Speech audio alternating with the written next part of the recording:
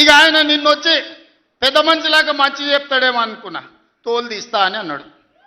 తోలు తీస్తాడంటేనే ఇక నేను చెప్పదలుచుకున్నా, అయ్యేగా నా సంగతి వదులు కానీ మా సర్పంచులు వచ్చిండ్రు, రా ఏ తోలు తీస్తావురా, నీ తోలు తీసుడు కాదు నిన్ను చీరి చింత కట్టి చింత మడకల ఏలాడేసి కొడతారో లేదో మా సర్పంచులు, రా కొడంగల్కి వస్తావా లేకపోతే మమ్మల్ని చింతమడకకు రమ్మంటావా, మా సర్పంచులను దోల్తా. సోయి లేని మాటలు, స్థాయి లేని విమర్శలు. ఒక్కటన్నా అక్కడికి వచ్చే మాట మాట్లాడిండా?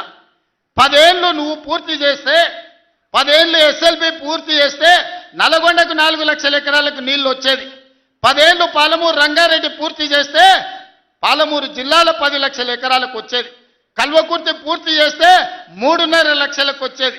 బీమా పూర్తి చేస్తే 2 లక్షలకు వచ్చేది.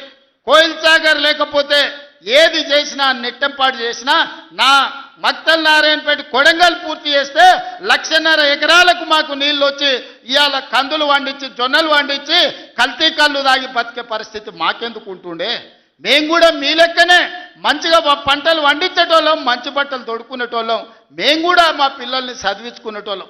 10 ఏళ్ళు పగబట్టి నారాయణపేట మక్తల్ ప్రాజెక్టును ఈనాడు పక్కన పెట్టి 69 జీవోను తుంగలో దొక్కితే ఊరూరు ఎత్తిపోతల పథకం కోసం మా కార్యకర్తలు, ఈ ప్రాంత రైతులు ధర్నాలు చేయలేదా?